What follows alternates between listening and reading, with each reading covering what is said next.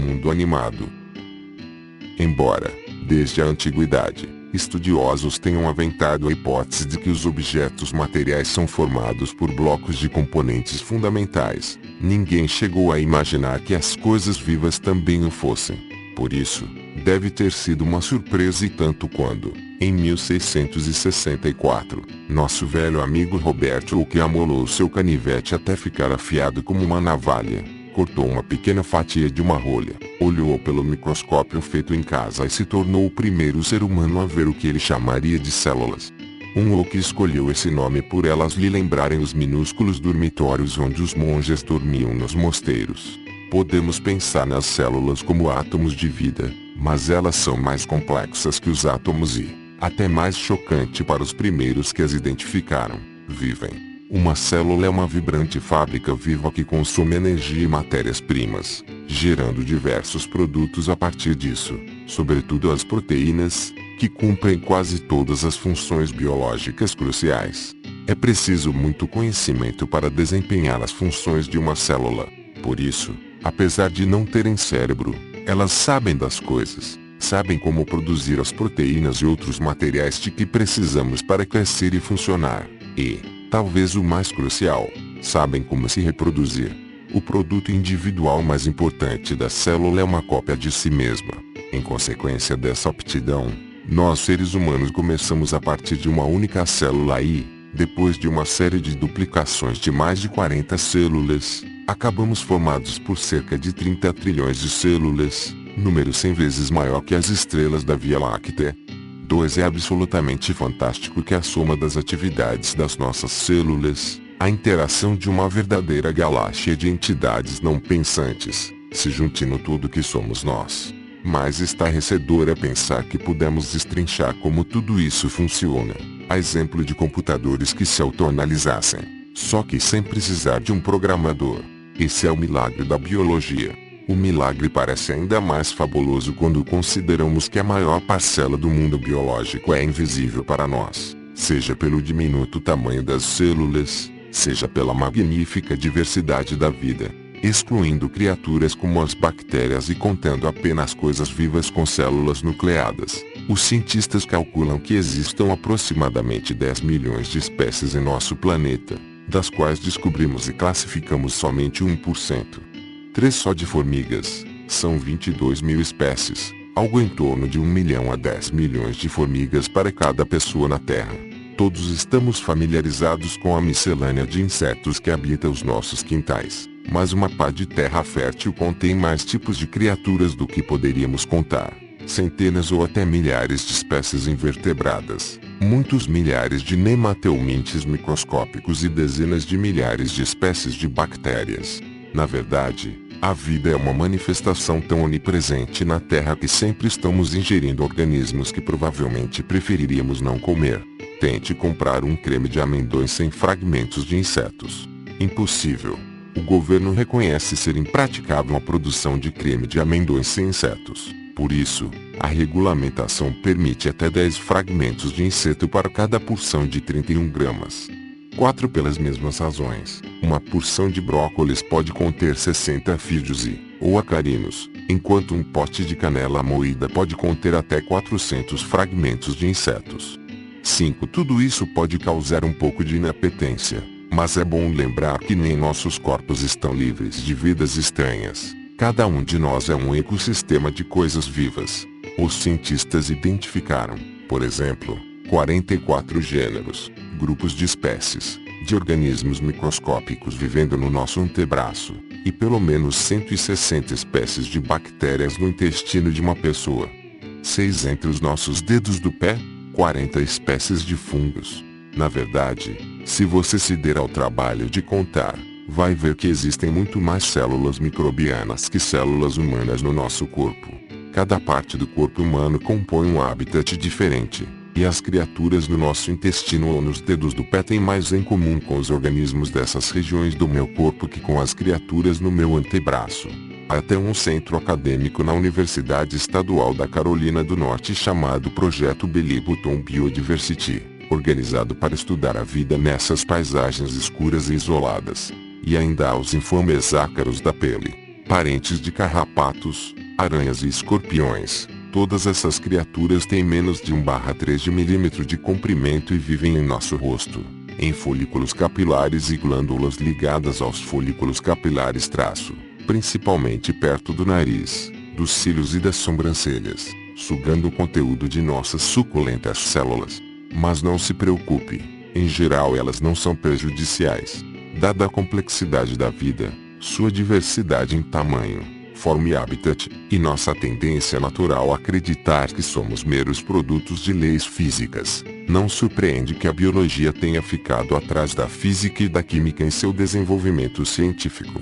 Como todas as outras ciências, para se desenvolver, a biologia teve de superar a tendência humana de achar que somos especiais, e que as deidades ou a magia governam o mundo. E, assim como nas outras ciências, isso significou superar a doutrina teocêntrica da Igreja Católica e as teorias antropocêntricas de Aristóteles. Ele era um biólogo entusiasmado. Quase 1/4 de seus escritos que chegaram até nós abordam essa disciplina. 7. Assim como a física de Aristóteles situa a Terra no centro físico do universo, sua biologia, mais pessoal, exalta os seres humanos, os machos em especial.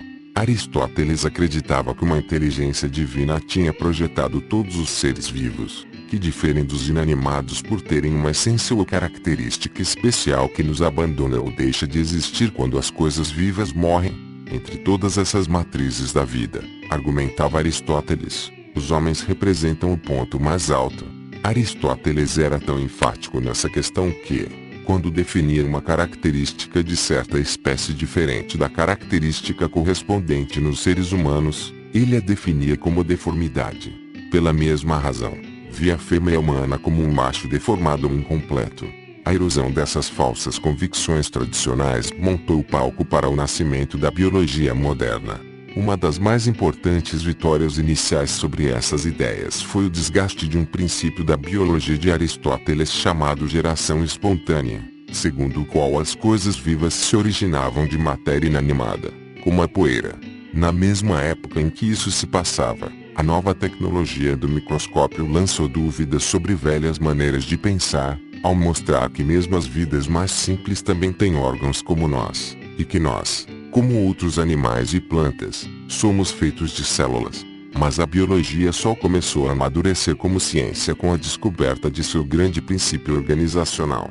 A física, interessada em como os objetos interagem, tem suas leis do movimento. A química, interessada em como os elementos e seus compostos interagem, tem sua tabela periódica.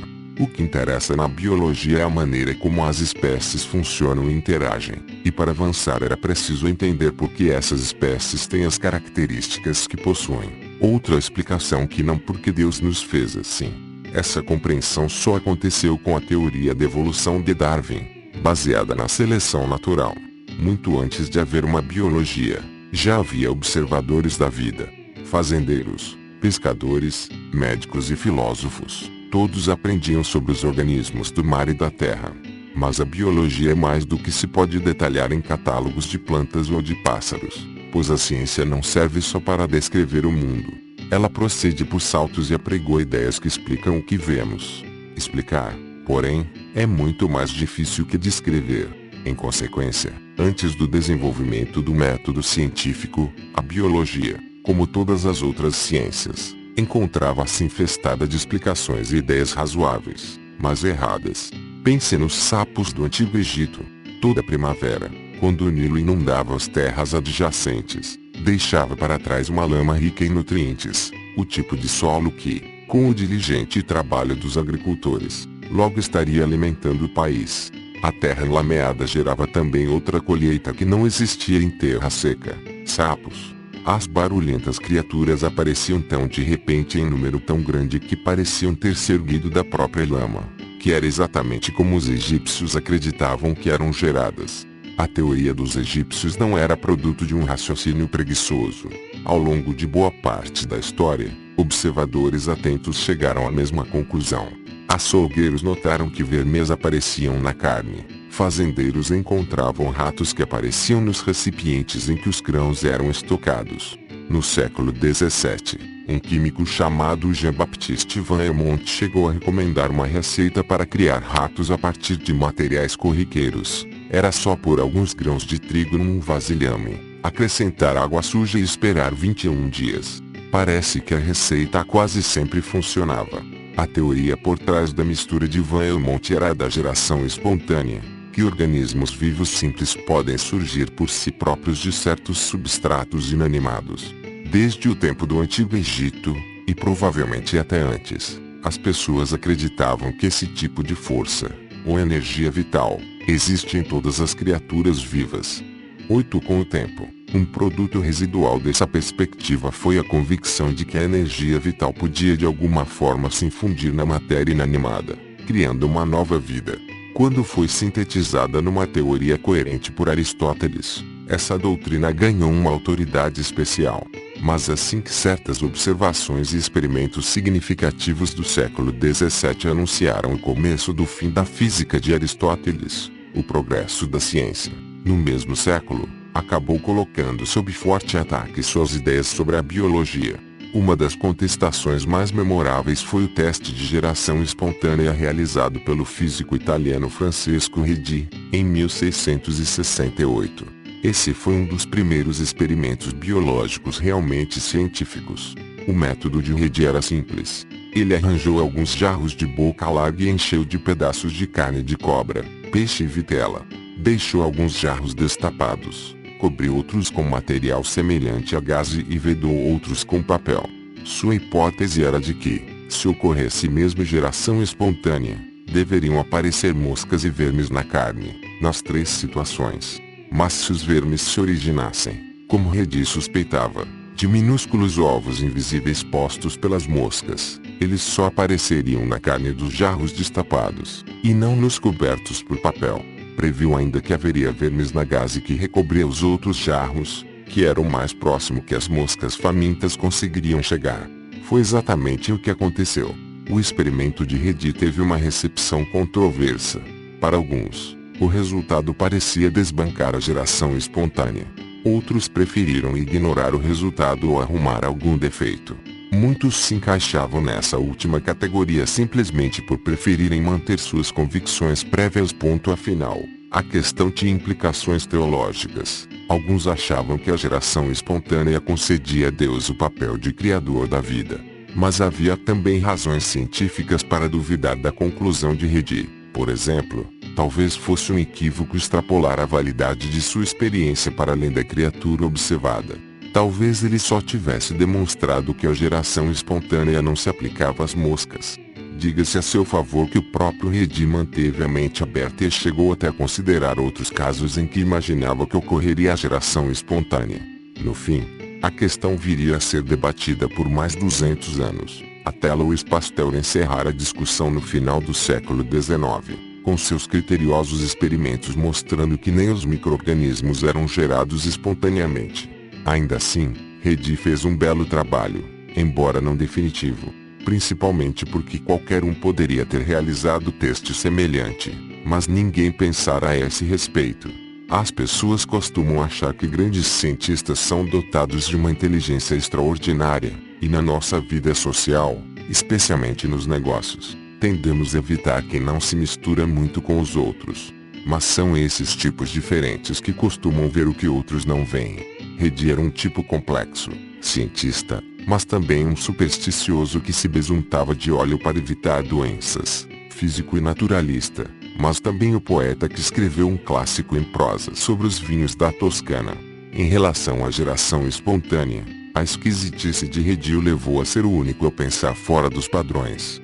Numa era em que o raciocínio científico ainda não era lugar comum, ele raciocinou e agiu como fazem os cientistas. Em sua atitude, não apenas lançou dúvidas sobre uma teoria inválida, como cutucou Aristóteles e sugeriu um novo método para explicar as questões da biologia.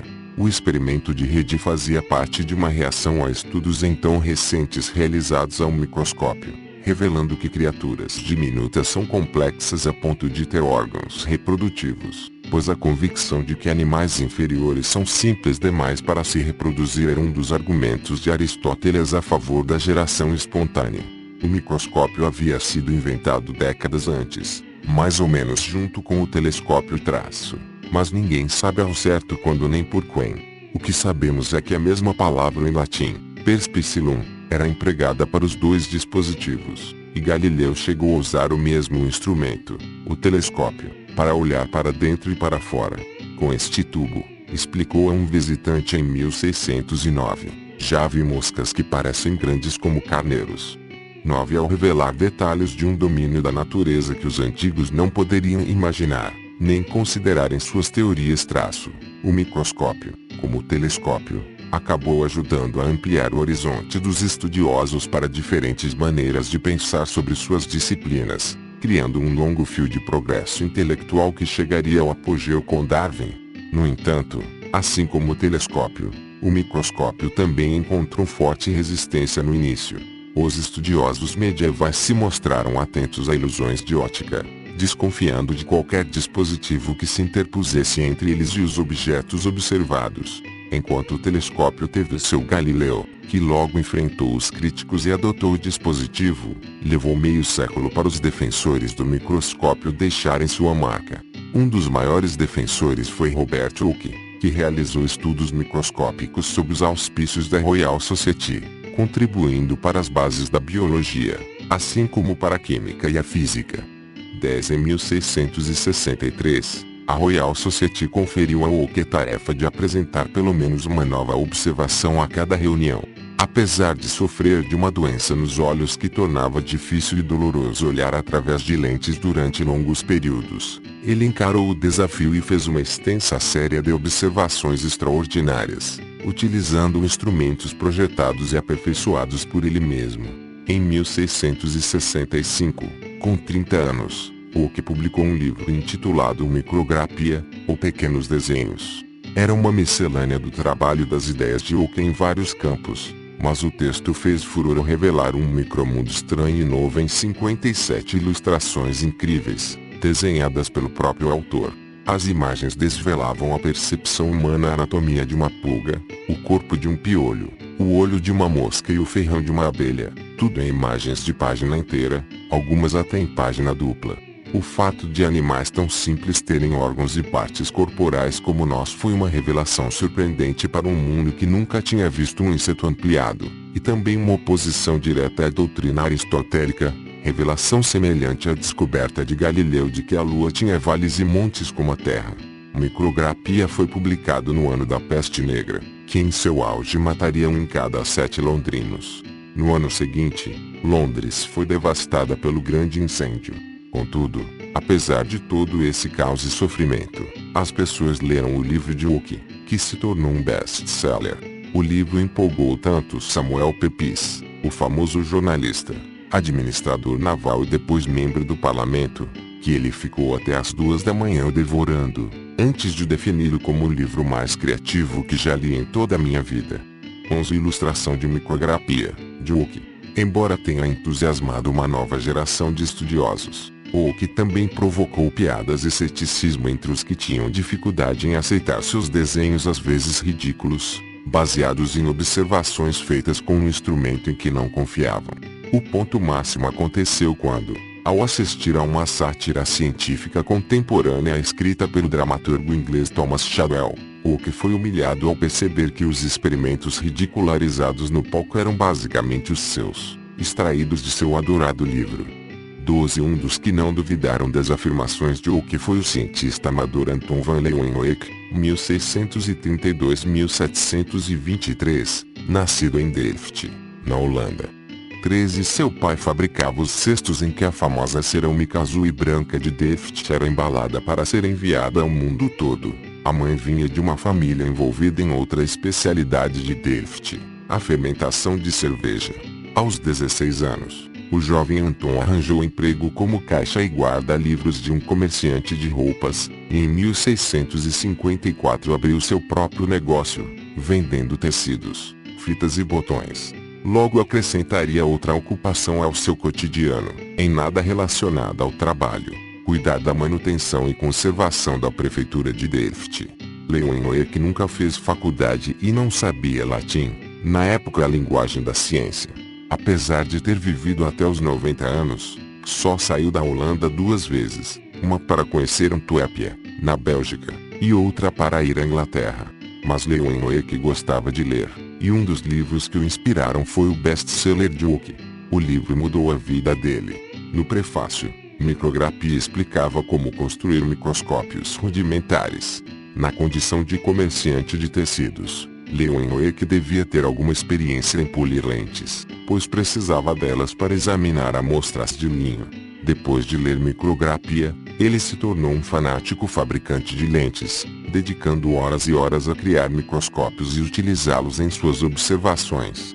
Nos primeiros trabalhos, Leeuwenhoek simplesmente repetiu os experimentos de Hoek, mas logo os superou.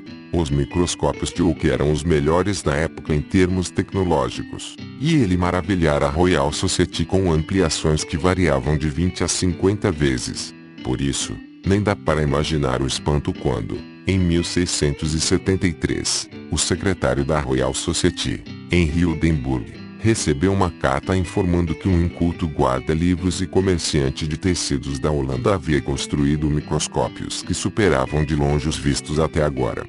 14 De fato, aos 41 anos, Leeuwenhoek conseguia produzir ampliações 10 vezes maiores que as de Hoek. O que tornava os microscópios de Leeuwenhoek tão poderosos não era um projeto mais sofisticado, porém um artesanato superior. Na verdade, eram instrumentos simples, construídos com lentes individuais polidas em fragmentos de vidro selecionados, ou até mesmo grãos de areia, e montados em placas feitas de ouro e prata às vezes extraídas da própria mina.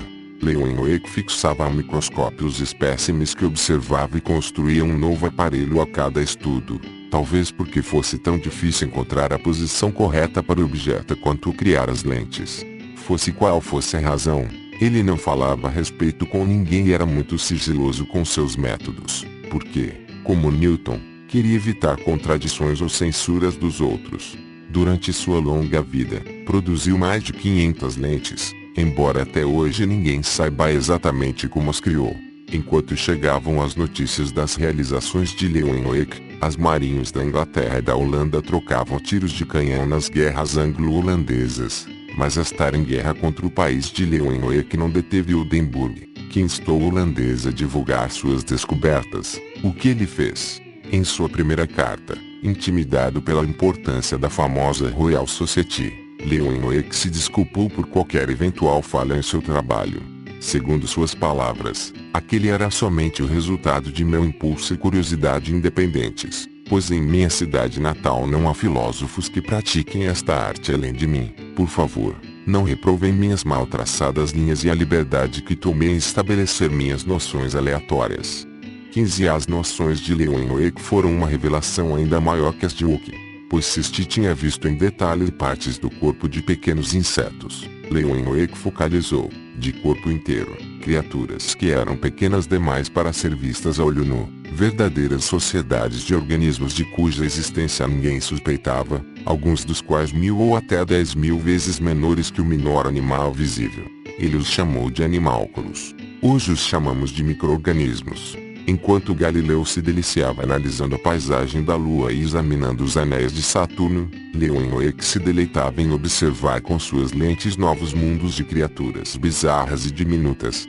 Numa de suas cartas, ele descreveu o mundo que existia numa gota d'água. Agora vi muito claramente essas pequenas enguias, ou vermes, todas amontoadas e se agitando. Ponto. A água parecia viva com esses multifários animálculos. Ponto. Devo dizer, de minha parte, que nunca chegou a meus olhos visão mais agradável que esses milhares de criaturas vivas observadas numa pequena gota d'água.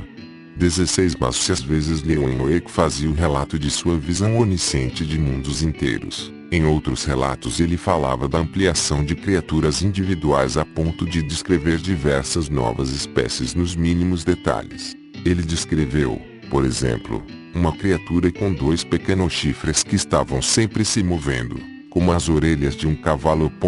Um corpo arredondado, só que de alguma forma e onde uma ponta é outra do corpo, em cada extremidade havia uma cauda. 17 Durante o período de 50 anos, Leeuwenhoek nunca compareceu a uma reunião da Royal Society. mas escreveu centenas de cartas, a maior parte delas preservada. Oldenburg as corrigia e traduzia para o inglês ou o latim, e a Royal Society as publicava. O trabalho de Leeuwenhoek foi uma sensação. O mundo ficou perplexo ao se inteirar de que havia universos inteiros de criaturas numa gota d'água, classes de vida totalmente ocultas aos nossos sentidos. Mas ainda, quando apontou seus microscópios para tecidos humanos e células espermáticas e capilares sanguíneos, Leeuwenhoek passou a revelar nossa própria estrutura, mostrando que ela não era nada excepcional, que tínhamos muito em comum com outras formas de vida. A exemplo de Hooke, houve quem duvidasse das observações de Leeuwenhoek, preferindo acreditar que ele inventava aquilo tudo. Sua réplica chegou na forma de depoimentos assinados por respeitáveis testemunhas oculares, escrivães públicos e até um pastor da congregação de Delft. A maioria dos cientistas acreditou nele, inclusive Hooke, que conseguiu reproduzir algumas de suas pesquisas. Quando a notícia se espalhou, visitantes de todas as partes apareceram na loja de Leeuwenhoek querendo ver os animaizinhos. Carlos II, fundador e patrono da Royal Society, pediu que Hooke mostrasse a réplica de um dos experimentos de Leeuwenhoek, e Pedro, o Grande, da Rússia visitou o holandês pessoalmente. Nada mal para um sujeito que administrava uma fábrica de tecidos. Em 1680, Leeuwenhoek foi eleito, em absentia, membro do conselho da Royal Society, e continuou a trabalhar enquanto viveu, até os 91 anos. Nenhum outro caçador de micróbios pôde se comparar a ele nos 150 anos seguintes. Em seu leito de morte, a última coisa que Leeuwenhoek fez foi pedir a um amigo que traduzisse suas últimas 2 cartas para o latim e as enviasse à Royal Society. Preparou ainda um presente para a instituição, um estojo preto e dourado com seus melhores microscópios, alguns dos quais nunca havia mostrado a ninguém. Hoje, só alguns desses microscópios continuam intactos. Em 2009, um deles foi vendido em leilão por 312 mil libras. 18 em sua longa vida, Leeuwenhoek ajudou a estabelecer muitos aspectos do que se tornou a biologia, microbiologia, embriologia, entomologia, histologia fazendo com que um biólogo do século XX definisse suas cartas como a série mais importante de comunicados que uma sociedade científica jamais recebeu. 19 igualmente importante, como Galileu na física e Lavoisier na química Leeuwenhoek ajudou a estabelecer uma tradição científica no campo da biologia. Como escreveu o pastor da nova igreja de Delft à Royal Society sobre a morte de Leeuwenhoek, em 1723, Anton van Leeuwenhoek considerava que a verdade na filosofia natural pode ser mais vantajosamente estudada pelo método experimental, apoiado pela evidência dos sentidos. Por essa razão, com diligência e incansável trabalho, ele produziu com as próprias mãos certas lentes de grande excelência, com a ajuda das quais descobriu muitos segredos da natureza, agora famosos em todo o mundo filosófico. 20 Hooke e Leeuwenhoek foram de certa forma os Galileu da biologia. O papel de Newton coube a Charles Darwin, 1809-1882. 21 Bem a propósito, ele está enterrado a poucos metros de Newton, na abadia de Westminster. Entre os homens que transportaram os ataúdes de ambos estavam 2 duques e um conde, além de presidentes da Royal Society do passado, do presente e do futuro. Embora o sepultamento de Darwin numa abadia pudesse parecer incongruente para alguns, teria sido uma infelicidade, disse o bispo de Carlisle nas Exéquias, se tivesse ocorrido algo para dar peso e valor à tola noção. De que existe necessariamente um conflito entre o conhecimento da natureza e a crença em Deus. 22 O funeral foi um final glorioso para o homem cuja principal descoberta científica fora recebida a princípio com muita indiferença, e depois com ceticismo e malícia. Um dos que o subestimaram de início foi o próprio editor de Darwin, John Murray, e concordou em lançar o livro no qual ele elaborava sua teoria, mas com tiragem de apenas 1.250 exemplares. Murray tinha boas razões para se preocupar, pois os que haviam lido o texto de Darwin antes da publicação se mostraram pouco entusiasmados. Um dos primeiros resenhadores chegou a recomendar que Murray nem o publicasse, por ser uma exposição imperfeita e comparativamente frágil de sua teoria. Segundo escreveu, Em seguida o crítico sugeria que Darwin redigisse um livro sobre pombos, e que incluísse nele uma breve exposição de sua teoria. Todo mundo se interessa por pombos, escreveu ele. O livro. Logo estará em todas as mesas. 23 A sugestão foi transmitida a Darwin, que a rejeitou. Não que ele próprio estivesse muito confiante em que seu livro seria vendido. Só Deus sabe o que o público vai pensar, observou. 24 Mas Darwin não tinha motivos para se preocupar. A origem das espécies, ou a preservação de raças favorecidas na luta pela vida se tornaria o princípio da biologia. Publicado em 24 de novembro de 1859, os 1.250 exemplares foram imediatamente adquiridos por ansiosos livreiros, e desde então não parou de ser impresso. Mas a edição não foi toda vendida. Como diz a lenda, no dia do lançamento, esse era um reconhecimento gratificante para um homem que teve a paixão e a paciência de passar 20 anos acumulando evidências de suas ideias. Empreendimento tão monumental que um de seus efeitos colaterais foi uma monografia de 684 páginas sobre percevejos. Os predecessores de Darwin conheciam muitos detalhes descritivos das formas de vida, das bactérias aos mamíferos, mas não tinham a menor indicação sobre a questão fundamental do que fazia as espécies apresentarem as características de que dispõem. Como os físicos antes de Newton ou os químicos antes da tabela periódica, os biólogos pré-darwinianos conheciam os dados, mas não sabiam como encaixá-los. Nem poderiam, pois, antes de Darwin, a jovem disciplina da biologia encontrava-se acorrentada pela convicção de que as origens e inter-relações entre diferentes formas de vida estavam além da ciência. Convicção, aliás, apoiada pela aceitação literal da história bíblica da criação, segundo a qual a Terra e todas as suas formas de vida foram criadas em 6 dias, e que, desde aquele tempo, as espécies não haviam mudado. Não que faltassem pensadores ponderando sobre a ideia de evolução das espécies, e muitos especulavam sobre isso desde os gregos, incluindo o próprio avô de Darwin, Erasmus Darwin. No entanto, as teorias evolutivas pré-darwinianas eram vagas e não muito mais científicas que as doutrinas religiosas que elas pretendiam substituir. Em consequência, embora se falasse da ideia de evolução antes de Darwin, a maioria das pessoas, incluindo os cientistas, aceitava que os seres humanos encontravam-se no alto de uma pirâmide de espécies mais primitivas, todas com características fixas, projetadas por um criador cujos pensamentos jamais poderíamos compartilhar. Darwin mudou isso. Se antes dele existia um terreno fértil de especulações sobre a evolução, sua teoria sobrepujou todas as outras árvores, com um exemplo majestoso de ciência rigorosa. Para cada argumento ou parcela de evidência apresentada por seus precursores, Darwin ofereceu uma centena. E mais importante ainda, ele descobriu o mecanismo por trás da evolução, a seleção natural transformando-a em teoria testável e cientificamente digna de respeito, libertando a biologia de sua dependência de Deus e possibilitando que ela se tornasse uma verdadeira ciência embasada em leis físicas, como a física e a química. Nascido na casa da família em Shrewsbury, Inglaterra, no dia 12 de fevereiro de 1809, Charles era filho de Robert Darwin, o médico da cidade, e Susanna Odgood, cujo pai fundara a empresa de cerâmica que levava seu nome. Os Darwin eram uma família abastada e ilustre, mas Charles foi péssimo aluno, detestando a escola.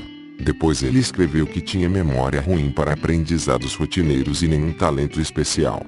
Estava se depreciando, pois também reconhecia que possuía grande curiosidade sobre os fatos e seus significados e energia mental demonstrada pelo trabalho contínuo e vigoroso em algum tema.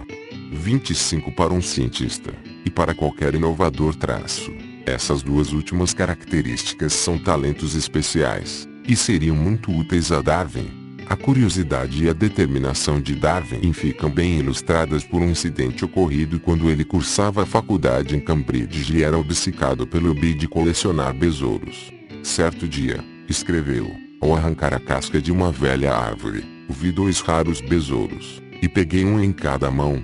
Depois vi um terceiro de outra espécie, que não podia perder, por isso enfiei o que estava em minha mão direita na boca. 26 Só de um jovem com uma personalidade desta pode surgir um homem com a tenacidade de reunir 684 páginas sobre percevejos. Embora tenha escrito, antes de concluir, eu odeio percevejos como ninguém jamais odiou. 27 Foram muitos anos até Darwin encontrar sua vocação. Sua jornada começou no outono de 1825, quando, aos 16 anos, o pai não o mandou para Cambridge, mas para a Universidade de Edimburgo, a fim de estudar medicina, seguindo os passos do pai e do avô. Mas foi uma péssima escolha. Darwin era tremendamente suscetível, e na época as cirurgias implicavam copiosos jorros de sangue e gritos dos pacientes, cortados sem auxílio de anestesia. Mesmo assim, a hipersensibilidade não impediria que, anos depois, Charles dissecasse cães e patos em busca de evidências de apoio à teoria da evolução. Provavelmente fatal para seus estudos médicos foi a falta de interesse e motivação. Como escreveria depois, ele estava convencido de que o pai deixaria recursos bastantes para eu subsistir com algum conforto, e essa expectativa era suficiente para impedir qualquer esforço extremado de aprender medicina. 28 Assim, na primavera de 1827, Charles deixou Edimburgo sem ter se formado. Cambridge foi sua segunda parada. O pai o mandou para lá a fim de estudar teologia e seguir a carreira clerical. Desta vez Darwin concluiu o curso, e em 10º lugar entre os 178 formandos. Essa colocação o surpreendeu, mas talvez refletisse o fato de ele ter desenvolvido um genuíno interesse por geologia e história natural, como fica evidenciado pela coleção de tesouros. Ainda assim, Darwin parecia destinado à vida científica, que, na melhor das hipóteses, seria um passatempo, enquanto dedicasse suas energias profissionais à igreja. Todavia, ao voltar para casa de uma turnê geológica de pós-graduação no norte do país de Gales, ele encontrou uma carta que lhe oferecia outra opção, a oportunidade de velejar pelo mundo no HMS Beagle, sob o comando de um certo capitão Robert Fitzroy. A carta fora enviada por John Winslow, professor de botânica em Cambridge. Apesar das boas notas, Darwin não se destacara muito em Cambridge. No entanto, Winslow vira nele algum potencial, e certa vez teria observado, que sujeito é esse Darwin que faz boas perguntas. O cumprimento parece brando, mas mostra que, para o professor, Darwin tinha alma de cientista. 29 Winslow ficou amigo do aluno curioso e sugeriu o nome de Darwin quando lhe pediram que recomendasse um jovem para o cargo de naturalista na viagem. A carta de Winslow para Darwin foi a culminação de uma série de eventos improváveis. Tudo começou quando o capitão anterior do Beagle, Pringle Stokes, deu um tiro na cabeça. A bala não o matou, mas ele morreu de gangrena. Fitzroy, primeiro-tenente de Stokes, conduziu o navio de volta para casa, mas não deixou de perceber que a depressão de Stokes fora provocada pela solidão de uma viagem de muitos anos no mar, na qual o capitão era proibido de conviver com a tripulação.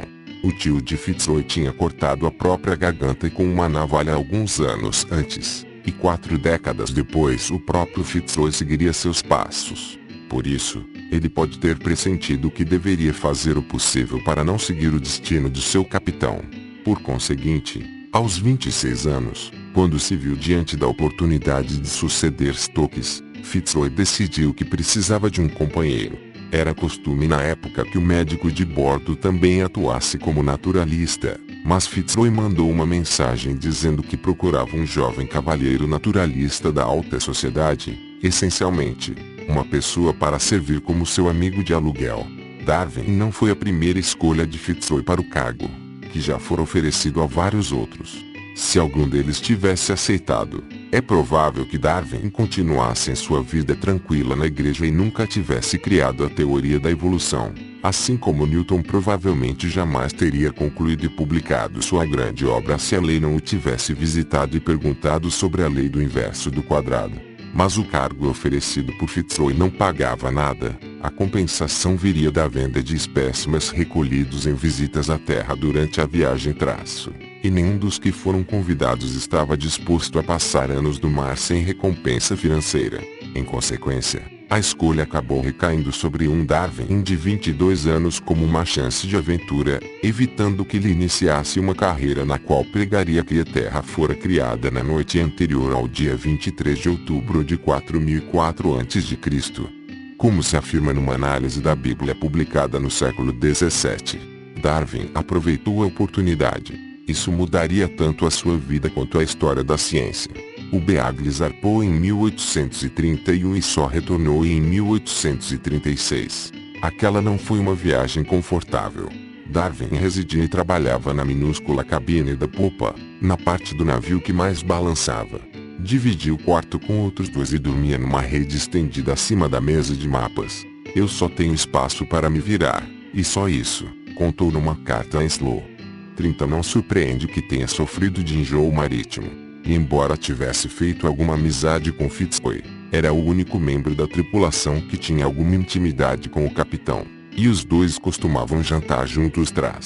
Eles discutiam muito, principalmente sobre a escravidão, que Darwin abominava e que haviam testemunhado várias vezes nas visitas em terra. Os desconfortos da viagem, contudo, eram compensados por um grande entusiasmo nas descidas à terra. Durante esses períodos, Darwin participou do carnaval no Brasil, viu o vulcão Ozono em erupção no Chile, viveu a experiência de um terremoto, caminhou pelas ruínas que restavam em Concepción e testemunhou revoluções em Lima e em Montevideo. Durante todo esse tempo, ele recolheu espécimes e fósseis, acondicionando-os e enviando-os em caixotes para Slough na Inglaterra, a fim de serem armazenados. Depois, Darwin definiria essa viagem como o principal evento de formação de sua vida, tanto pelas impressões que deixou em sua personalidade quanto pela nova perspectiva que ele teve do mundo natural. Mas não foi durante a viagem que Darwin fez suas famosas descobertas a respeito da evolução, nem mesmo foi naquele momento que começou a aceitar a existência da evolução. 31 Na verdade, ele terminou a viagem da mesma forma que começara, sem nenhuma dúvida em relação à autoridade moral da Bíblia. No entanto, seus planos para o futuro mudaram. Quando a viagem terminou, ele escreveu a um primo que havia seguido carreira na igreja: "Sua situação é absolutamente invejável. Não me aventuro sequer a vislumbrar situação tão feliz. Para uma pessoa com vocação para assumir o cargo, a vida de um clérigo é respeitável e feliz." 32 Apesar das palavras encorajadoras, Darwin já decidira que não tinha vocação para aquela vida, preferindo se encaminhar para o mundo da ciência de Londres. De volta à Inglaterra, Darwin percebeu que as observações detalhadas em suas cartas ocasionais ao professor Slough haviam chamado a atenção de alguns cientistas, em especial aquelas relativas à geologia. Logo ele estava dando palestras na prestigiosa Sociedade Geológica de Londres sobre temas como a relação de certos fenômenos vulcânicos com a formação de cadeias de montanhas e os efeitos das elevações continentais. Entre mentes, gozava de uma situação financeira independente, graças ao estipêndio de 400 libras por ano recebido do pai. Por coincidência, essa era a mesma quantia que Newton recebia quando começou a trabalhar na Casa da Moeda. Contudo, nos anos 1830, segundo os arquivos nacionais britânicos, este era apenas 5 vezes o pagamento de um artesão, mas ainda suficiente para comprar 26 cavalos ou 75 vacas. O dinheiro permitiu que Darwin tivesse tempo para transformar o diário escrito no Beagle em livro e para examinar os muitos animais e espécimes vegetais que recolhera. Foi essa atividade que mudou suas ideias a respeito da natureza da vida. Como não tivera nenhuma revelação sobre a biologia durante a viagem, provavelmente Darwin esperava que o exame dos espécimes que mandara para casa resultasse num trabalho sólido, mas não revolucionário. Logo surgiram sinais, contudo, de que suas investigações poderiam ser mais estimulantes que o esperado. Ele tinha dado alguns espécimes para análise de especialistas, e muitas das respostas o deixaram atônito. Um grupo de fósseis, por exemplo, indicava uma lei de sucessão, que mamíferos extintos na América do Sul haviam sido substituídos por outros de espécie diferente. Outra análise, sobre os rouxinóis das Ilhas Galápagos, dizia que só havia 3 espécies, não as 4 que ele identificara e que eram específicas da ilha, bem como as tartarugas gigantes lá encontradas. A história de ele ter se inspirado num momento eureka observando diferenças nos bicos dos tentilhões em diferentes ilhas das Galápagos é apócrifa. 33 De fato, Darwin levara com ele alguns tentilhões, mas não tinha formação em ornitologia, e na verdade os identificara como uma mistura de tentilhões, uirapurus, bicos largos e parentes dos meuros, que não foram catalogados a partir das ilhas. Talvez a mais surpreendente resposta dos especialistas dizia respeito a uma espécime de rema, ou avestruz da América do Sul, que Darwin e sua equipe cozinharam e comeram antes de perceber sua possível importância, mandando o que restara para a Inglaterra. O animal se revelou pertencente a uma nova espécie que, como a ema comum, tinha sua própria demarcação específica, mas que competia com a ema comum numa zona intermediária. Isso contradizia a sabedoria convencional da época, segundo a qual cada espécie era otimizada por seu habitat peculiar, sem deixar espaço para regiões ambíguas nas quais espécies similares pudessem competir. À medida que recebia essas instigantes análises, os pensamentos de Darwin sobre o papel de Deus na criação evoluíam. Uma das principais influências que recebeu foi a de Charles Babbage, ocupante da cátedra de professor lucasiano de matemática em Cambridge que fora de Newton, mais conhecido por ter inventado uma calculadora mecânica. Babbage organizou uma série de saraus frequentados por livres pensadores e estava escrevendo um livro no qual argumentava que Deus operava por meio de leis físicas, não por decretos e milagres. A ideia atraiu o jovem Darwin, por fornecer uma base muito promissora para a coexistência entre religião e ciência. Gradualmente, Darwin foi se convencendo de que as espécies não eram formas de vida imutáveis projetadas por Deus para se enquadrar num grande esquema, mas que tinham se adaptado para se encaixar em seus nichos ecológicos. No verão de 1837, ano seguinte ao do fim da viagem do Beagle traço, ele converteu-se à ideia de evolução, embora ainda estivesse longe de formular sua teoria específica a esse respeito. Darwin começou a rejeitar a noção de que os seres humanos eram superiores, aliás, de que qualquer animal fosse superior a outro, e agora estava convencido de que cada espécie era igualmente maravilhosa, perfeita ou quase perfeita para ocupar seu ambiente e seu lugar no mundo.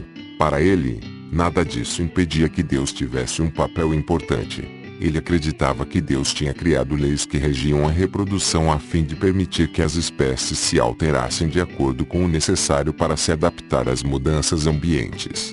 Mas se Deus tinha criado leis de reprodução que permitiam às espécies se adaptar ao ambiente, quais eram essas leis?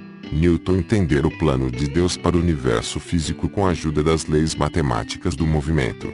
Darwin fez o mesmo, ao menos de início traço, procurando o mecanismo da evolução, imaginando que era possível explicar o desígnio de Deus para o mundo vivo. Assim como Newton, Darwin começou a encher uma série de cadernos e anotações com ideias e pensamentos. Analisou as relações entre as espécies e os fósseis que tinha observado em suas viagens. Estudou o chimpanzé, o orangotango e os símios do zoológico de Londres, observando suas emoções, que pareciam humanas. Examinou o comportamento de pombos, cães e cavalos reprodutores e ponderou sobre a enorme variação de características que podia ser produzida pelo método de seleção artificial. Especulou sobre o grande impacto da evolução sobre questões metafísicas e na psicologia humana. Então, por volta de setembro de 1838, Darwin leu o então popular Scion Population, de T.R. Malthus. Isso colocou na reta final para descobrir o processo pelo qual ocorria a evolução. Malthus não escreveu um livro agradável. De seu ponto de vista, a miséria era natural e um estágio inevitável da humanidade, pois o aumento da população invariavelmente levaria a competição violenta por alimento e outros recursos. Em vista dos limites da terra e da produção, argumentava ele, esses recursos só aumentariam aritmeticamente, numa sequência de 1, 2, 3, 4. 5 etc., enquanto a população cresceria a cada geração de acordo com a sequência 1, 2, 4, 8, 16 etc. Hoje sabemos que um só polvo pode produzir 3.000 ovos numa estação. Se cada ovo se desenvolvesse em novo polvo, que se reproduzisse, na 7ª geração o volume de polvos encheria a Terra, em menos de 30 gerações. Só os ovos já ocupariam todo o universo observável. Darwin não tinha essa informação específica, nem era bom em matemática, mas sabia o suficiente para perceber que o cenário malthusiano não iria acontecer. Sabia que, do prodigioso número de ovos e descendentes que a natureza produz, a competição só deixa sobreviver alguns, na média, os mais bem adaptados. Ele chamou esse processo de seleção natural, ressaltando a comparação com a seleção artificial praticada pelos criadores. Depois, em sua autobiografia, Darwin contou que teve uma revelação. De repente percebi que, sob essas circunstâncias, as variações favoráveis tendem a ser preservadas, as desfavoráveis, a ser destruídas. 34 No entanto, raramente as novas ideias que surgem na cabeça de um descobridor tão de repente, nem se formam com tamanha precisão. A descrição de Darwin parece ter sido a distorção de um ponto de vista retrospectivo otimista. Observações do caderno de anotações que ele mantinha na época revelam uma história diferente. De início, ele apenas farejou o rastro de uma ideia. Levaria vários anos até entendê-la claramente a ponto de registrá-la por escrito. Uma das razões por que a ideia da seleção natural demorou algum tempo para se desenvolver é que Darwin reconheceu que a eliminação dos menos aptos em cada geração pode aperfeiçoar as características de uma espécie, mas não cria novas espécies, indivíduos tão dissimilares da espécie original que não poderia mais se acasalar e produzir descendentes férteis.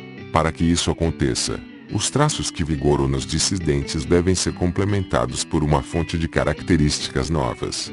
Parece que Darwin acabou concluindo isso por puro acaso. O bico do tentilhão zebra, por exemplo, normalmente varia de vermelho claro a vermelho escuro. Com uma seleção cuidadosa, podem-se criar populações que favorecem uma ou outra cor, mas o tentilhão zebra com o bico de uma nova cor, digamos, azul, só pode ocorrer por meio do que agora chamamos de mutação. Alteração aleatória na estrutura de um gene que resulta em nova forma variante do organismo. Agora a teoria de Darwin podia enfim se sustentar.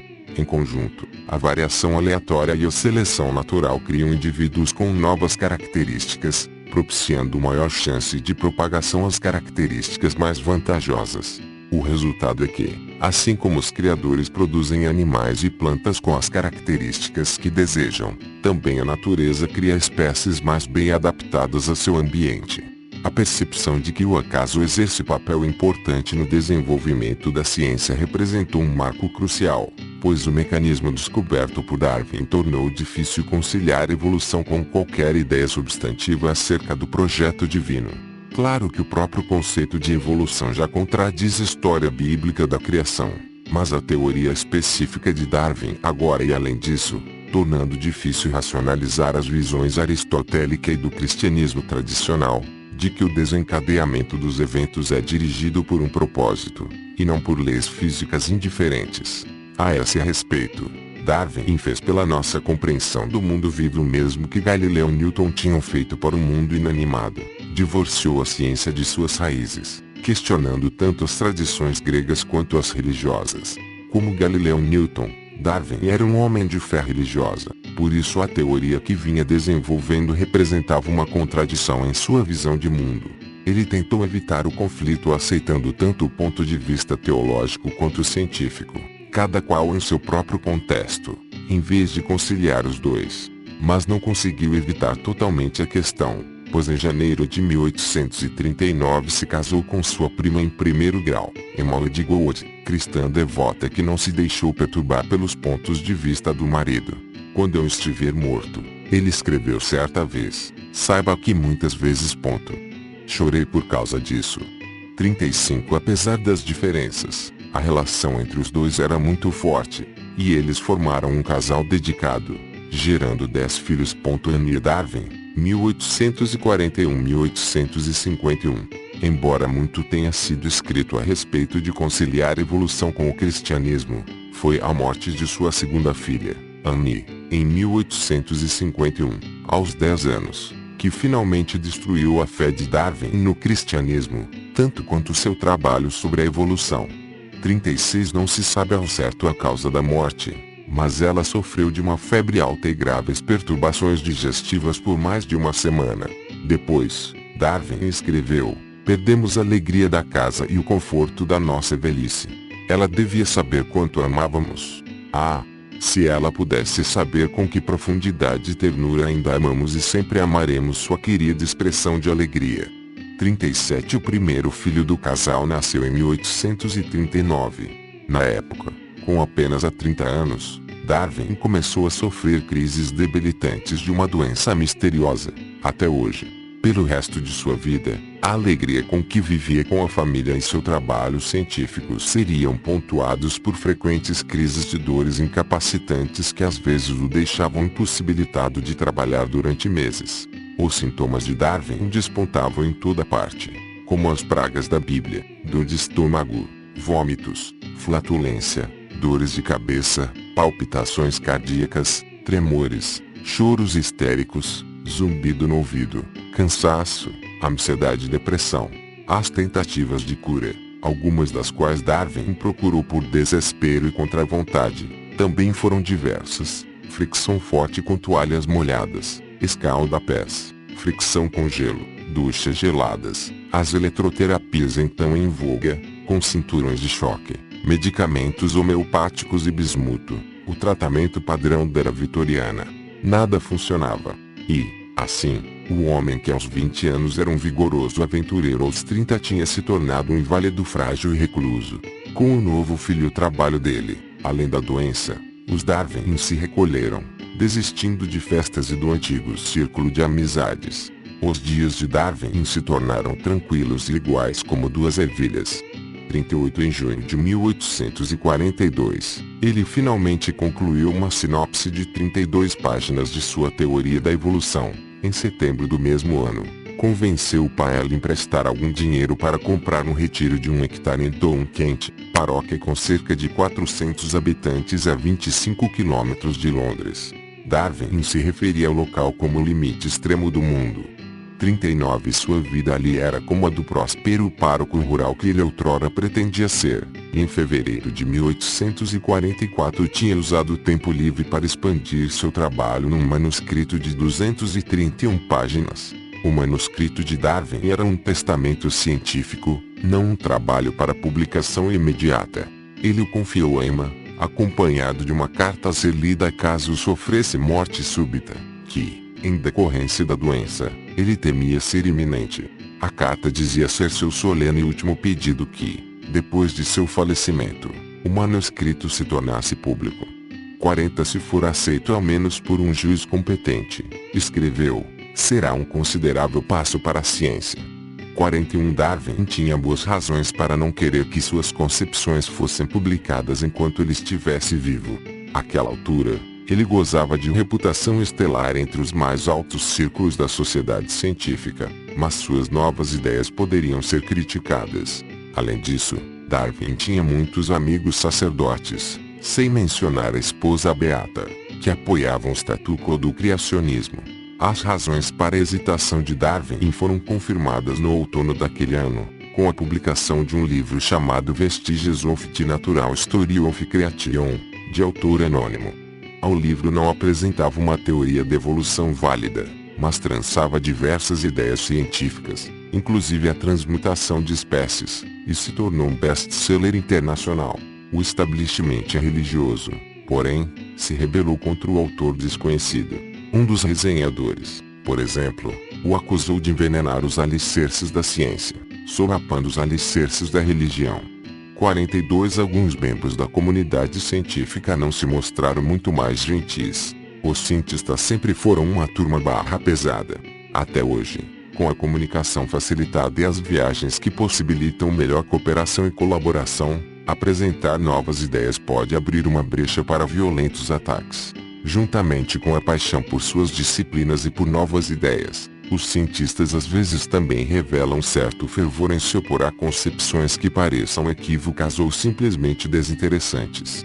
Quando a palestra ministrada por um visitante sobre seu trabalho num seminário de pesquisa não se mostrava digna de atenção, um famoso físico que conhece costumava abrir o jornal e começar a ler, exibindo seu aborrecimento. Outro, que gostava de se sentar na parte da frente da sala, se levantava no meio da exposição, Anunciava sua opinião negativa e ia embora. A mais interessante demonstração de desinteresse que já vi, contudo, veio de outro cientista bem famoso, um sujeito conhecido por gerações de físicos pelos textos sobre eletromagnetismo usados nos cursos de graduação. Sentado na fileira da frente de uma sala com menos de 12 filas de cadeiras, esse professor ergueu seu copo de plástico de café acima da cabeça e girou de um lado para outro, a fim de que todos pudessem ler o que estava escrito no recipiente. Menos intrigado palestrante à sua frente, em grandes letras de forma: esta palestra é uma bobagem. Em seguida, depois de dar sua contribuição, levantou-se e saiu. Ironicamente, a palestra era sobre a espectroscopia das partículas charme e anticharme. Embora a palavra charme, seja aqui um termo técnico, sem relação com o sentido comum da palavra, acho que é justo dizer que esse professor pertencia à categoria anticharme. De todo modo, se uma ideia considerada ambígua em campo tão esotérico como o das partículas atômicas merece recepção desse tipo, pode-se imaginar a brutalidade com que eram recebidas as grandes ideias contestando a sabedoria convencional. O fato é que, apesar de tudo o que se diz sobre a oposição dos defensores da religião a novas ideias científicas, existe também uma forte tradição de antagonismo por parte dos próprios cientistas. Em geral, isso é algo positivo, pois, quando uma ideia é equivocada, esse ceticismo serve para evitar que a disciplina tome a direção errada. No entanto, assim que são expostas as evidências adequadas, os cientistas costumam ser bem rápidos na aceitação de novos e estranhos conceitos. De qualquer maneira, mudar é uma coisa difícil para todos nós, e às vezes cientistas que dedicaram a carreira ao desenvolvimento de um modo de pensar reagem de forma negativa a uma proposta contraditória. Em consequência, a apresentação de qualquer teoria científica nova ou inusitada implica se expor a ataques acusando-a de infundada, errônea ou simplesmente inadequada. Não existe uma maneira absolutamente segura de promover inovações, mas uma forma de fracassar é deixá-las vulneráveis à contestação da sabedoria vigente. De todo modo, essa é a atmosfera geral em que se realizam os avanços revolucionários. No caso da evolução, Darwin tinha muito a temer, como demonstrou, por exemplo, a reação de seu amigo Adam Sedgwick a vestígios. Proeminente membro de Cambridge e ex-professor de geologia de Darwin, Sedgwick definiu Vestígios como um livro infame, e escreveu uma sarcástica resenha de 85 páginas. 43 antes de se expor a ataques desse tipo, Darwin teria de reunir uma montanha de provas incontestáveis para embasar sua teoria. Esse trabalho o ocuparia pelos 15 anos seguintes, porém, no final, seria responsável por seu sucesso. Ao longo dos anos 1840 e 1850, a família de Darwin aumentou. Seu pai morreu em 1848, deixando aquela boa herança imaginada por Darwin décadas antes, enquanto estudava medicina, cerca de 50 mil libras, o equivalente a milhões de dólares hoje. Darwin investiu com sabedoria, ficou muito rico e nunca teve dificuldades para cuidar de sua grande família. Mas os problemas estomacais continuaram a atormentá-lo, fazendo com que se tornasse cada vez mais recluso, impedindo até de comparecer aos serviços funerários do pai por causa da doença. Durante todo esse tempo, Darwin continuou a desenvolver suas ideias, observando e fazendo experiências com animais, com os pombos sobre os quais seu colega sugeriu que ele escrevesse e, claro, com os tais percevejos. Também realizou experiências com plantas.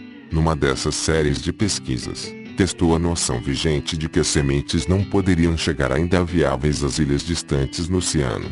Atacou a questão por diversos ângulos. Deixou sementes de jardim durante semanas em salmoura, para simular a água do mar. Estudou sementes nas patas e em dejetos de pássaros. Alimentou uma coruja e uma águia do zoológico de Londres com pardais recheados de sementes para depois examinar os excrementos. Todos os seus estudos levaram à mesma conclusão. Darwin descobriu que as sementes eram mais móveis e resistentes do que as pessoas imaginavam. Outro tema que Darwin dedicou tempo considerável foi a questão da diversidade. Por que a seleção natural produzia tantas variações entre as espécies? Nesse caso, ele se inspirou nos economistas em voga na época, que costumavam falar sobre o conceito de divisão do trabalho. Adam Smith tinha demonstrado que as pessoas eram mais produtivas quando se especializavam, e não quando cada uma tentava criar um artigo completo. A ideia fez com que Darwin teorizasse que uma dada extensão de terra poderia sustentar mais vidas se seus habitantes fossem altamente especializados na exploração dos diferentes recursos naturais. Se sua teoria estivesse correta, Darwin esperava encontrar mais vida diversificada em áreas onde houvesse grande competição por limitados recursos, e foi atrás de evidências que confirmassem ou contradissessem a ideia. Esse tipo de pensamento era típico da nova abordagem que Darwin adotava quanto à evolução, enquanto outros naturalistas procuravam provas da evolução no desenvolvimento de árvores familiares comparando fósseis e formas de vida em épocas diferentes. Darwin estudava a distribuição e a relação entre espécies numa mesma época. Para processar essas evidências, Darwin precisava falar com outras pessoas.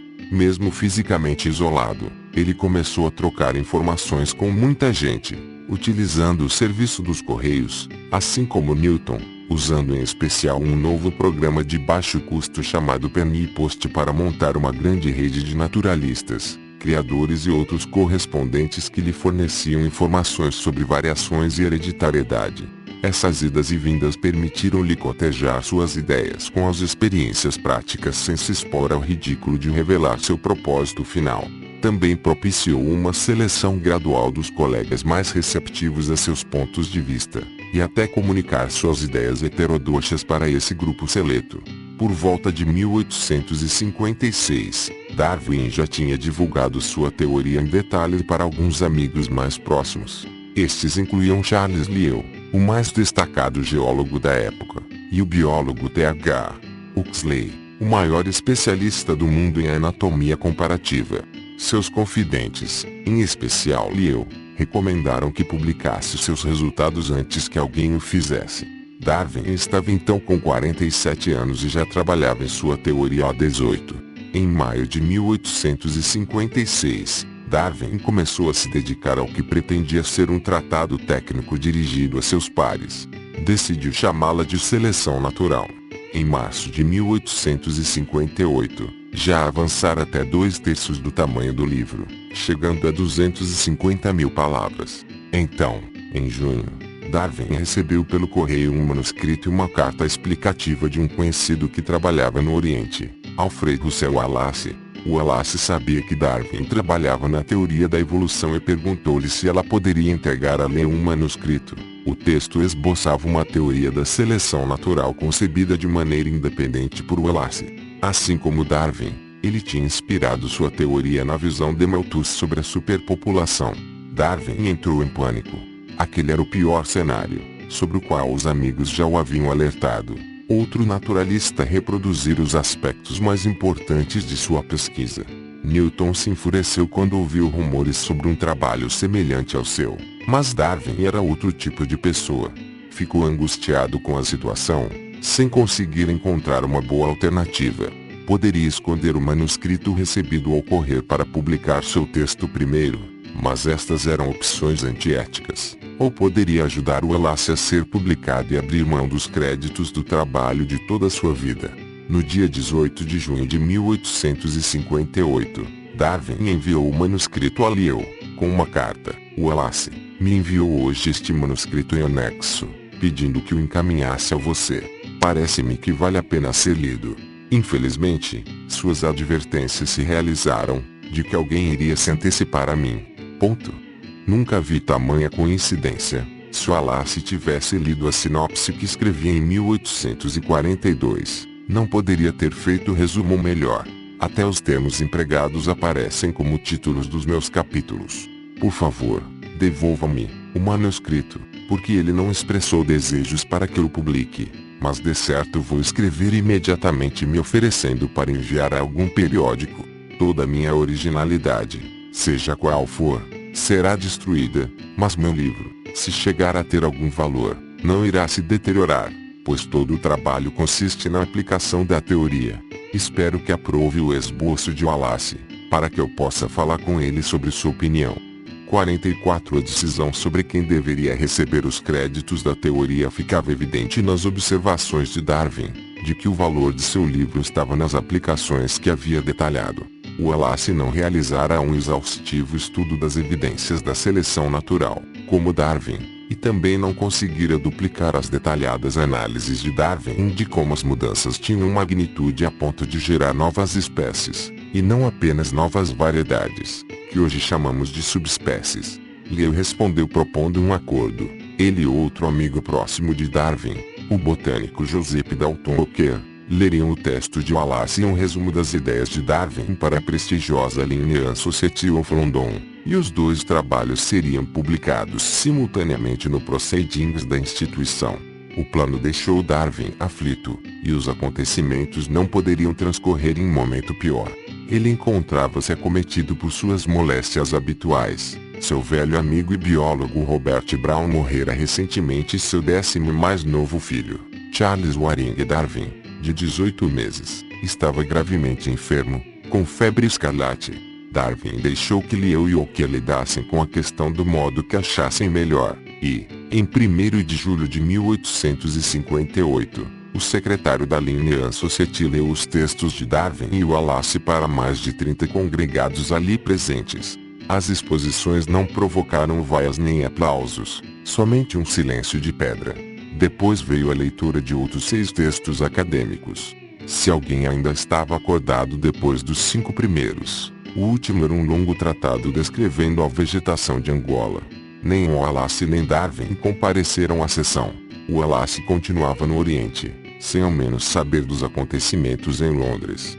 Depois, ao ser informado, aceitou de bom grado a forma equânime como a matéria havia sido tratada, e nos anos seguintes sempre tratou Darwin com respeito e até com afeição, mesmo que não se encontrasse doente na época. O mais provável é que Darwin não tivesse mesmo ido à reunião, pois ele e a esposa estavam enterrando o 2º filho morto, Charles Waring, na igreja da paróquia, com exposição na Linnean Society. Depois de 20 anos de idas e vindas e muito trabalho árduo dedicado à sua teoria, Darwin afinal expunha suas ideias ao público. A reação imediata foi anticlimática. O fato de ninguém presente ter percebido a importância do que ouvira foi bem representado pelo comentário do presidente da instituição, Thomas Pale, que, ao sair da reunião, lamentou, como narrou depois, o ano não ter sido marcado por nenhuma dessas descobertas inusitadas que revolucionam instantaneamente, por assim dizer, nosso Departamento de Ciência. 45 depois da apresentação na Linnean Society, Darwin agiu depressa. Em menos de um ano, ele transformou sua seleção natural na obra-prima A Origem das Espécies. Era um livro mais curto, voltado para público amplo. Ele concluiu o manuscrito em abril de 1859. Na época estava exausto e, em suas próprias palavras, fraco como uma criança.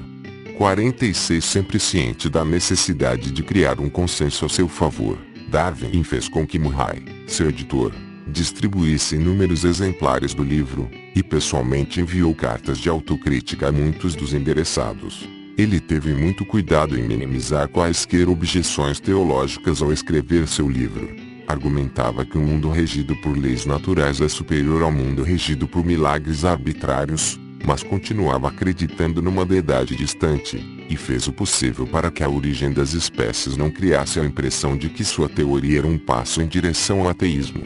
Pelo contrário, ele esperava mostrar que a natureza trabalhava em prol de benefícios de longo prazo das coisas vivas, levando as espécies a progredir em direção à perfeição física e mental, de forma consistente com a ideia de um Criador benevolente. Existe uma grandeza nesta visão da vida, escreveu ele, há de ter sido originalmente alentada em alguma ou algumas formas. Enquanto este planeta continuou a girar de acordo com a lei fixa da gravidade, a partir de um começo tão simples, passou a incontáveis formas de infinita beleza que foram evoluindo e continuam a evoluir. 47 A reação à origem das espécies não foi silenciosa. O velho mentor e professor de Darwin em Cambridge, Sedgwick, por exemplo, escreveu: li seu livro com mais dor que prazer. Li partes com absoluta tristeza, por considerá-las totalmente falsas e horrivelmente perniciosas. 48 Mesmo assim, ao apresentar uma teoria superior, bem apoiada por evidências em época um pouco mais arejada, a origem das espécies não despertou a mesma ira que vestígios. Em uma década, o debate entre os cientistas já estava quase encerrado. Por ocasião da morte de Darwin, 10 anos depois, a evolução já era unanimemente aceita como tema dominante no pensamento vitoriano. Darwin já era um cientista respeitado, mas a publicação de seu livro transformou em figura pública, como Newton depois do Principia. Ele foi aclamado com honras e reconhecimento internacionais. Fez jus à prestigiosa medalha Copley, da Royal Society. Recebeu proposta para um doutorado honorário em Oxford e Cambridge. Foi agraciado com a Ordem do Mérito pelo rei da Prússia. Eleito membro correspondente da Academia Imperial de Ciências de São Petersburgo e da Academia de Ciências da França. E foi nomeado membro honorário da Sociedade Imperial de Naturalistas de Moscou e da Sociedade Missionária da Igreja Anglicana da América do Sul. Assim como Newton, a influência de Darwin se estendeu bem além de suas teorias científicas, influenciando novas maneiras de pensar sobre aspectos da vida totalmente correlacionados. Como escreveu um grupo de historiadores, em todas as partes, o darwinismo se tornou sinônimo de naturalismo, materialismo ou filosofia evolutiva. Darwin ilustrou formas de competição, cooperação, libertação, subordinação, progresso, pessimismo, guerra e paz. Sua política podia ser liberal, socialista ou conservadora, e sua religião, ateísta ou ortodoxa. 49 Do ponto de vista da ciência, contudo, o trabalho de Darwin, como o de Newton, estava apenas começando. Sua teoria propôs um princípio fundamental que determinava a maneira como as características das espécies mudavam com o tempo em resposta às pressões ambientais. Mas os cientistas da época continuaram no escuro em relação aos mecanismos de funcionamento da hereditariedade. Ironicamente, na mesma época em que o trabalho de Darwin era apresentado à Linnean Society, Gregor Mendel, 1822-1884, cientista e monge num mosteiro em Brno, hoje parte da República Tcheca, estava envolvido num programa de 8 anos de experiências que indicariam um mecanismo para a hereditariedade, ao menos de forma resumida. Sua proposta era de que características simples são determinadas por 2 genes, cada qual fornecido por um genitor. 50 Mas o trabalho de Mendel transcorreu lentamente, e Darwin não chegou a ter notícia dele. De toda forma, a compreensão da realização material do mecanismo de Mendel exigiria os avanços da física do século XX, em especial a teoria quântica e seus derivados, como técnicas de difração de raios-x, o microscópio eletrônico e transistores capazes de criar computadores digitais. Essas tecnologias acabaram por revelar a detalhada estrutura da molécula do DNA e do genoma, permitindo o estudo da genética no nível molecular, finalmente capacitando os cientistas para começar a entender as engrenagens de como ocorrem a herança genética e a evolução. Isso é só o começo. A biologia procura entender a vida em todos os seus níveis, aprofundando-se até as estruturas e as reações bioquímicas dentro da célula, os atributos da vida que são os resultados mais diretos da informação genética de que somos portadores. O grande objetivo, nada menos que a engenharia reversa da vida, sem dúvida ainda está bem longe no futuro, assim como a unificação da teoria de tudo dos físicos.